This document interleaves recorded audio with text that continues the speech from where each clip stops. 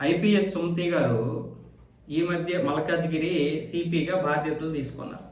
ఈవిడికి వచ్చినటువంటి ఫిర్యాదులు ఏంటి అంటే మహిళలు చాలా తీవ్రంగా ఇబ్బందులకు గురవుతున్నారు. ముఖ్యంగా అవసరం కోసం రాత్రిపూట బయటకు వచ్చినటువంటి మహిళల్ని చాలామంది ఆకతాయిలు ఇబ్బందికి గురి చేస్తున్నారు, వేస్టులుగా ట్రీట్ చేస్తున్నారు, వస్తావా రేట్ ఎంత అడుగుతున్నారు అంటూ ఫిర్యాదులు వచ్చాయి. దాంతో ఆవిడ ఏం చేసింది, మఫ్టీలో ఒక సాధారణ మహిళగా వచ్చి దిల్సుఖ్ నగర్ బస్ స్టాండ్లో నిల్చుంది. అర్ధరాత్రి 12 నుంచి తెల్లవారుజాము 4 వరకు కూడా ఆవిడ సాధారణ మహిళగా ఉంటే ఎంతో మంది ఆవిడ దగ్గరికి వచ్చి వస్తావా రేట్ ఎంత చెప్పు, ఇలా రకరకాలుగా ప్లేస్ నువ్వు చెప్పు, లేదు మమ్మల్ని చెప్పమంటావా, ఇలా రకరకాలుగా వేధించేవారంట.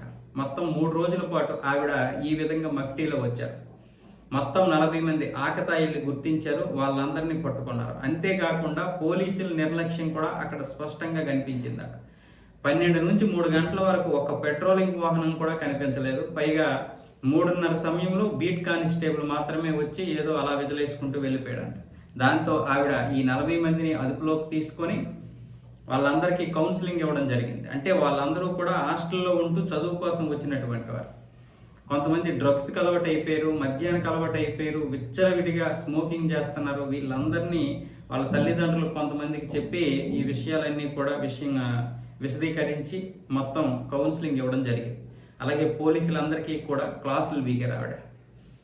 మొత్తం పటాన్ చెరువు నుంచి ఇక్కడ ఎల్బీ నగర్ వరకు మొత్తం అందరూ పోలీసుల్ని కూడా ఆవిడ క్లాసులు పీకడమే కాకుండా అందరి మీద యాక్షన్ తీసుకుంటానని కూడా బెదిరించడం జరిగింది. కానీ ఎవరి మీద ఏ యాక్షన్ తీసుకోలేదు. కానీ ముఖ్యంగా దిల్సుఖ్ నగర్లో ఉన్నటువంటి పోలీసులు అయితే ఇక్కడ ఇంత నిర్లక్ష్యం ఉన్నా కూడా అన్ని తిట్లు తిట్టినా ఒక 3 రోజులు 4 రోజులు మాత్రమే పెట్రోలింగ్ చేస్తారు. తర్వాత మళ్ళీ సర్వసాధారణం. అది మన భారతీయులకి ఉన్నటువంటి సహజ సిద్ధమైనటువంటి గుణం. ఏదైనా తప్పు జరిగే వరకు స్పందించకపోవడం, తప్పు జరిగిన తర్వాత ఒక 4 రోజులు హడావిడి చేయడం, తర్వాత మళ్ళీ షరామామూలే. అలా లేకుండా చూసుకోవాలి.